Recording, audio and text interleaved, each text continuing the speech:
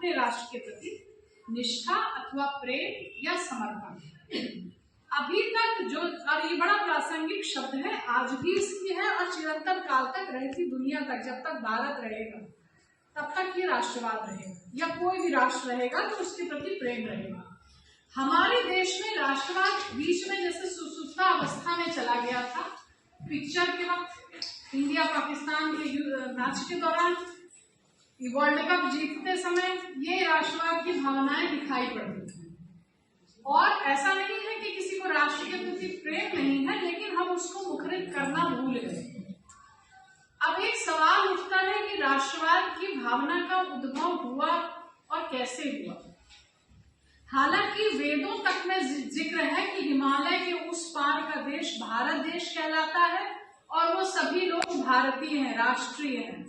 राष्ट्र की संकल्पना थी हमारे यहाँ, ये वेदों में भी निर्मित है। मैडम संस्कृत की है, वो श्लोक निश्चित जानती होंगी, मेरी संस्कृत में थोड़ी कड़की है इसलिए वो श्लोक में पढ़ नहीं पा रही। लेकिन जब अंग्रेज इतिहासकार आए तो उन्होंने हमें एक ये थाली में परोसा कि साहब हमें नेशन का वो नहीं पता था, हमें राष्ट्र की अवधारणा नहीं पता है, और अलग अलग राज्यों में हम विभाजित थे। प्राचीन काल से फिर मध्यकाल में आए, मध्यकाल से आधुनिक काल में आए। और ये सत्य है कि इतिहास इस बात का गवाह है कि हम सभी क्षेत्रीयता में बटे रहे और एक राष्ट्रीय शक्ति के रूप में नहीं उभरे, ये तो सत्य है।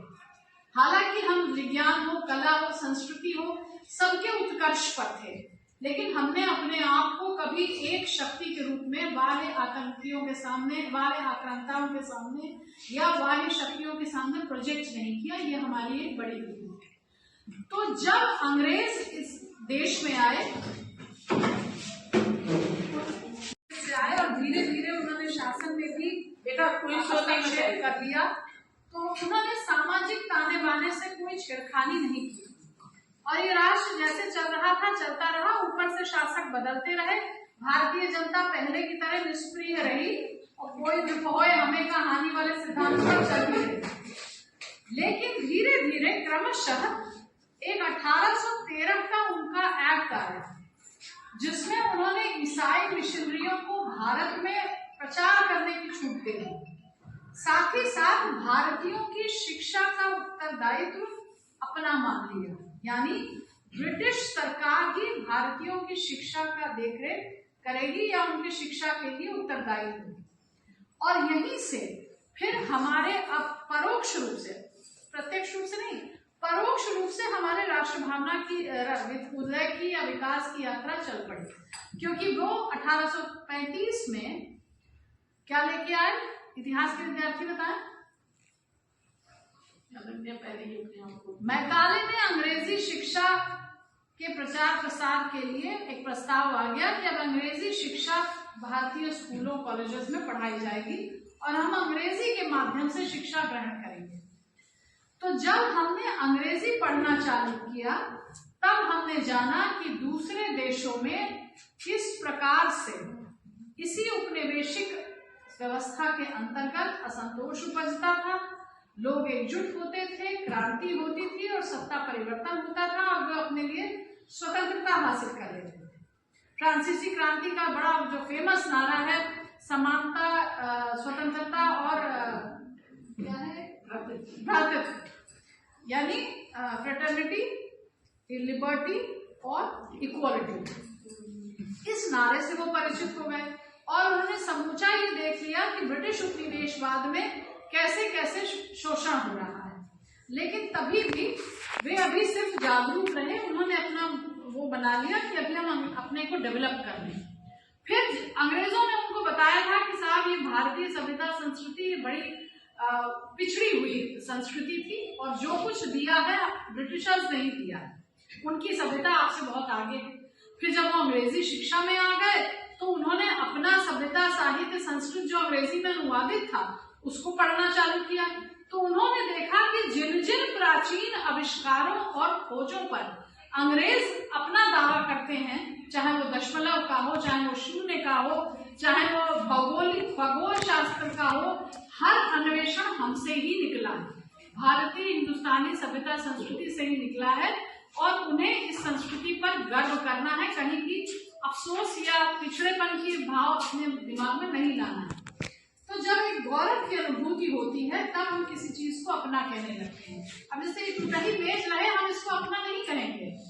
हाँ, कोई बहुत सुंदर सी कुर्सी हो, हम उस पर अपना दावा ठोकने के लिए तैयार रहेंगे, है ना। तो वो जो प्रारंभ में भारतीयों का था कि हम अपने समाज में सुधार करें, अपने शैक्षणिक व्यवस्था में सुधार करें, अपने जातिगत नियमों में सुधार करें, स्त्रियों की दशा में सुधार करें, तब इस देश को अपना कहने में हर व्यक्ति को गर्व होगा। और साथ के साथ बिटवीन द लाइन्स ये भी था कि जो अंग्रेज हमें दे रहे हैं उससे लाभान्वित भी हो ले, दोनों पैरेलल चलता रहेगा। हम उस लायक तो हो जाएं कि उनका विरोध कर सकें।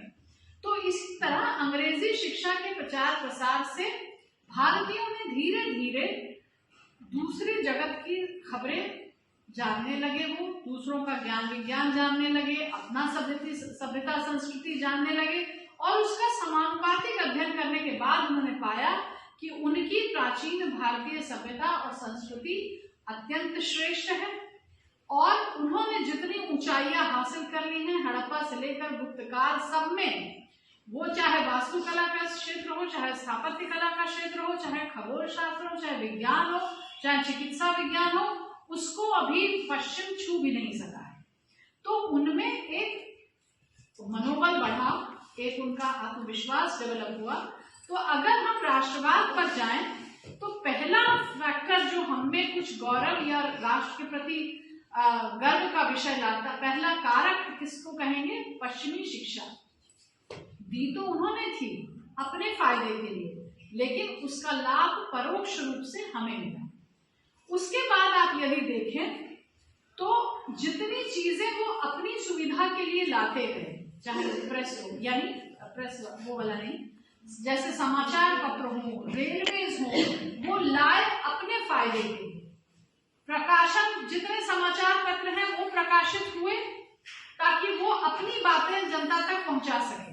लेकिन जब एक बार प्रेस आ गया तो वर्नाकुलर प्रेस या स्थानीय भाषाओं में समाचार पत्र छपने लगे और हमने अपनी भावनाएं जनता तक उनके माध्यम से प्रेषित की, लोगों तक अपने चिंता के विषय, अपनी संवेदना के विषय पहुंचाए ताकि लोग एकजुट हों। साथ ही वो रेलवे लाए ताकि वो अपनी सेनाओं के आवागमन को ले जा सकें। लेकिन हमें जब राष्ट्रीयता का विकास होने लगा तो हम एक दूसरे से जुटने के लिए अलग अलग संघ बनने लगे, उनके सम्मेलन के लिए वो रेलवे भी हमारा सहायक होने लगा। तो इन कारणों से हम जो राष्ट्र प्रेम, जो राष्ट्रवाद अपने अंदर पा रहे थे, अब हमें चार लोग मिलने लगे विकसित करने के लिए, उनसे मुखर होकर उस पर चर्चा करने के लिए, संवाद करने के लिए। और धीरे धीरे वो क्षण आ गया।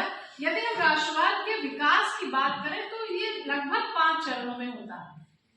पहला, जब हम 1813 से 85 तक जब हम धीरे धीरे कुछ कुछ जान रहे हैं, और फिर जब अंग्रेजी पढ़े लिखे लोगों का एक वर्ग तैयार हो गया तो उन्होंने कहा कि अब हम एक ऐसा मंच बनाएं, राष्ट्रीय मंच बनाएं, जिससे हम अंग्रेजी शासन से पैरेलल में बात कर सकें।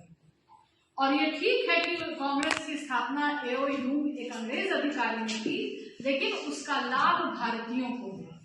अब भारतीय राष्ट्रीय कांग्रेस के, जैसे सभी लोग जानते होंगे, 2 थियरीज हैं, एक सेफ्टी वॉल्व थियरी, एक लाइटनिंग कंडक्टर थियरी।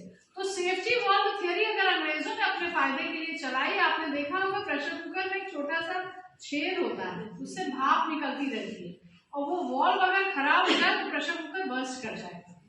तो उन्होंने भारतीय राष्ट्रीय कांग्रेस की स्थापना क्यों की कि भारतीयों को एक अपने असंतोष, अपनी बातें कहने का एक मंच मिल जाए ताकि वो कुकर बर्स्ट ना हो और 1857 जैसी पुनः कोई क्रांति ना हो सके। वो अपनी बातें कह ले, उसमें से एकाध अंग्रेज अधिकारी सुन ले, जो मानने योग्य हो मान ली जाए, तो उनका मन, हिंदुस्तानियों का मन शांत हो जाएगा कि भाई हमारी बातें सुन ली।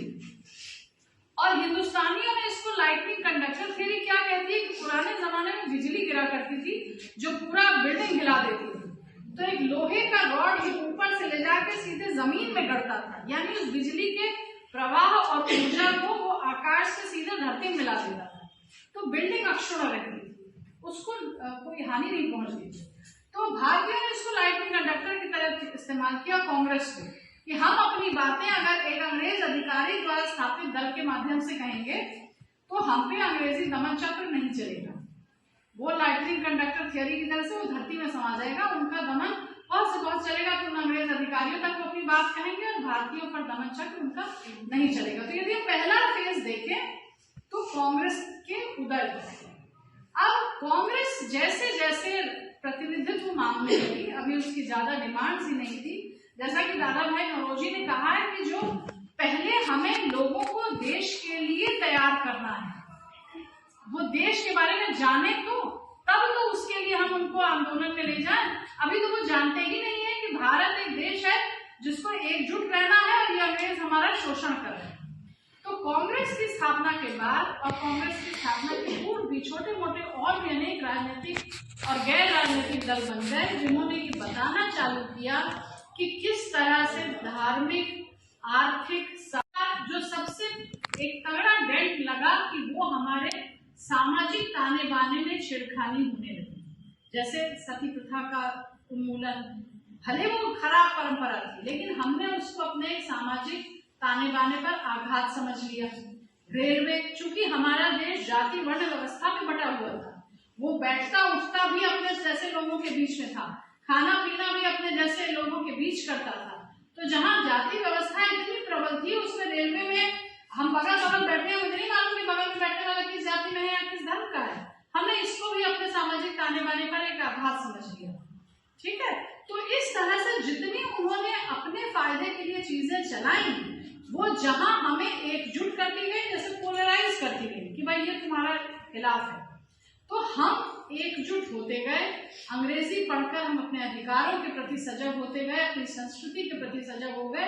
और उदारवादी कांग्रेस का 1905 तक वो दूसरा फेज चला जब हमने ये जाना कि हमें अंग्रेजों के साथ रहना है और उनके साथ प्रतिनिधित्व के लिए पिटीशन फाइल करनी है कि हमें काउंसिल में और शासन में थोड़ी बहुत प्रतिनिधित्व मिल जाए कि हम अपने लिए भी कुछ डिसीजन मांग सकें।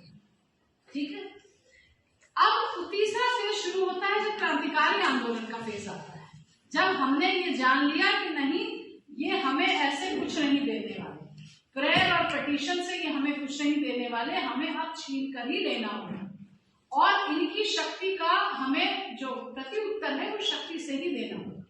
तो क्रांतिकारी आंदोलन और साथ के साथ अतिवादी या बाल गंगाधर तिलक वाला उग्रवादी कई किताबों में लिखा है लेकिन उसको आप उस पर न जाए, अतिवादी एक्सट्रीमिस्ट आंदोलन चला जिसमें हमने अपने लिए डोमिनियन स्टेटस स्वराज मांगा।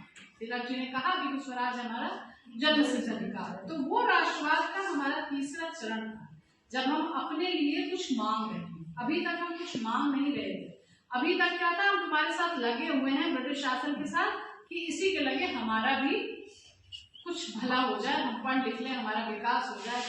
अब धीरे धीरे पूंजीवादी जब अंग्रेज आ गए, यहाँ भी उद्योग लगने लगे, पूंजीवादी वर्ग जो है वो समर्थ होने लगा, कांग्रेस के साथ जुटने लगा, कांग्रेस को उससे धार्मिक वित्तीय सहायता मिलने लगी और कांग्रेस एक शक्तिशाली रूप धारण कर रही। तब कांग्रेस में दो फाड़ हो गए। एक ने कहा कि अब हमें अंग्रेजों से अपना अधिकार छीनना होगा, स्वराज मांगना होगा, इनके साथ नहीं लगेगा। तो जो तीसरा चरण हम देखते हैं वो तब जब उदारवादी और नरमपंथी या गर्मपंथी हो गए। है जब गांधी जी का प्राकट्य पिता है इस देश में। बेटा कोई बात नहीं करेगा, साथ में आप लोग अपने 1918 से गांधी जी को हम सक्रिय भूमिका में देखते हैं। गांधी सत्य और अहिंसा के दो ऐसे अस्त्रों को लेकर आए जिसकी धार को आजमा चुके थे साउथ अफ्रीका में, टेस्टेड फॉर मिलिटेंट। अभी तक मैंने हिस्ट्री के स्टूडेंट्स को कई बार बताया है कि बाल गंगाधर तिलक और जितने ऐसे पुराने कांग्रेसी थे जिनका जो पैटर्न था काम करने का कि उन्होंने अखबार तो लिख नहीं सकते, प्रेस बंद हो जाएंगे, तो वो संकेतों के माध्यम से, जैसे शिवाजी ने अफजल खान को बमनखे से उसका पेट चीर डाला, इस तरह संकेतों के माध्यम से किन्हीं पुरानी ऐतिहासिक तस्वीरों के माध्यम से विदेशी शासन का विरोध करते, लेकिन खुलकर कहने की हिम्मत नहीं थी क्योंकि प्रेस बंद हो जाएंगे। और इसके बावजूद अगर अंग्रेज उस पर एक्शन लेते थे तो रातों रात प्रेस गायब हो जाती। ये पैटर्न चला रहा है। लेकिन जब गांधी आए तो ये पैटर्न वहां से चेंज हुआ। चंपारण सत्याग्रह में मजिस्ट्रेट ने गांधी से कहा कि तुम माफी मांग लो, तुम्हारी सजा माफ हो जाएगी। उन्होंने कहा मैंने कुछ किया नहीं, तो माफी क्यों मांगू? अपने हक के लिए बोलना ये कसूर ही नहीं है। तो जब मैं इसको कसूर ही नहीं मानता तो इसके लिए माफी किस बात की? तो यहाँ से पैटर्न चेंज हो गया। अब गांधी का जो स्टाइल है कि वो पूर्व सूचना देकर अपना आंदोलन शुरू करते हैं, क्योंकि उनका मानना है कि सत्य कभी पराजित नहीं हो सकता। थोड़े समय के लिए मोमेंटरली वो आगे पीछा हो सकता है, लेकिन वो पराजित नहीं हो सकता। और अहिंसा का जो उनका फॉर्मूला है वो ये नहीं है कि हम शस्त्र नहीं चला रहे हैं, मन उसको कोस रहे हैं या भविष्य में उससे निपट लेने की कोई आस जुटा है।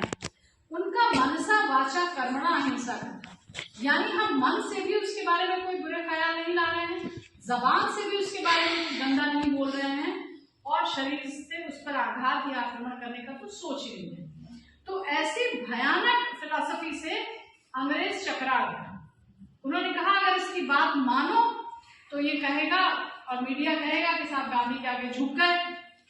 अगर इसकी बात ना मानकर इसके लाठी चार्ज करो या शक्ति का प्रयोग करो, तो गांधी जी का अपने सेवकों को था कि आपको लाठी रोकने के लिए हाथ भी नहीं उठाना है। पहली लाइन जब मार खा के बेहोश हो जाए तो दूसरी अपने आप कहाँ आ जाए। तो अगर गांधी की बात मानो तो उससे हार गए, नहीं मानो लाठी चार्ज करो तो ये होगा कि मीडिया कहेगा कि निहत्थे लोगों को लाठी चार्ज कर रहे हो। तो उसने इतना, उनकी फिलॉसफी ने इतना अंग्रेजों को परेशान करके रख दिया कि करें तो क्या करें। उसका नतीजा ये हुआ, और गांधी जी सामान्य मुद्दे उठा रहे थे जिनसे जनता को वो जोड़ सके। जैसे एक साधारण नमक सत्याग्रह। नमक एक ऐसी चीज है कि सड़क पर रहने वाले से कर महल में रहने वाले तक उसका इस्तेमाल करता है, जिसका अंग्रेजों का एकाधिकार है। उन्होंने पहली बार नमक वो किसी और चीज से भी शुरू कर सकते थे, लेकिन गांधी को क्यों हम बापू कहते हैं? इसलिए कि वो जनता की नस नस से वाकिफ थे और यहाँ के लोगों की उनको समझ थी। उनको मालूम था कि जनता की असली दिक्कतें कहाँ हैं, और जब हम उन असली दिक्कतों को एड्रेस करेंगे तो जनता स्वयं जुड़ेगी। और यही वजह है कि गांधी के आंदोलनों में हिंदू मुसलमान स्त्री पुरुष सब जुटते गए। ये अलग बात है कि मुसलमानों में फिर बाद में सांप्रदायिकता का उदय हुआ और एक नए राष्ट्र की संकल्पना वो लेकर। तो अगर राष्ट्रवाद के उदय का कारण हम उदय के कारणों पे चर्चा करें तो पश्चिमी शिक्षा है, उनका हमारे सामाजिक ताने बाने में हस्तक्षेप है, और जो सबसे बड़ी बात थी कि हमने अंग्रेजी शिक्षा के माध्यम से अपनी संस्कृति अपने गौरव को जाना, उस पर गर्व करना सीखा। तो जो चीज हमारी अच्छी है उसको हम रिप्लेस किसी दूसरी चीज से क्यों करेंगे? तो हमने अपने ऊपर मान किया और अपनी इस मातृभूमि को अपना समझा। तब हमने ये जाना कि हमें स्वतंत्र होना है जैसे दूसरे राष्ट्र हो गए। और अगर देखा जाए तो अंग्रेजी दमन चक्र, उनके द्वारा किया जा रहा आर्थिक शोषण, उनके द्वारा किया जा रहा सामाजिक हस्तक्षेप, ये सब ने इस हमारे राष्ट्रवाद के उदय में एक परोक्ष रूप से अहम भूमिका निभाई। और हम धीरे धीरे हमें ये महसूस होने लगा कि हम ही इस राष्ट्र के मालिक हैं, और हमें ही पहले अपना सामाजिक और अपना जातिगत विद्वेष दूर करके अपने को इस लायक बनाना है कि हम अंग्रेजों से कह सकें कि अब हमें आपकी जरूरत नहीं है। और इसीलिए ये यात्रा तैयार करते करते हमें 1885 से 1947 हो गए। 1947 में भी अंग्रेजों ने कहा कि आप ये देश नहीं संभाल पाएंगे। तो गांधी जी का उत्तर था कि आप इसको भगवान पे छोड़ दीजिए, लेकिन आप चले जाइए। तो हम इस लेवल तक आ चुके थे कि हम मानसिक शारीरिक रूप से अपने आप को इस काबिल समझ रहे थे कि हम इस देश की बागडोर अपने हाथों में संभाल लेंगे। तो राष्ट्रवाद के लिए जो प्रमुख कारक एक तरीके से फिर से कहे जा सकते हैं, आपको पुनः याद दिला देते हैं। पश्चिमी शिक्षा, जो शिक्षा उन्होंने हमें दी अपने फायदे के लिए, हमने उसी का इस्तेमाल किया और अपने पूर्व प्राचीन गौरव को समझा, अपने हो रहे शोषण, चाहे वो राजनीतिक हो, चाहे वो आर्थिक हो, चाहे सामाजिक हो, उस शोषण को समझा, उसके प्रति जागरूक नहीं हो गया। लीजिए आप।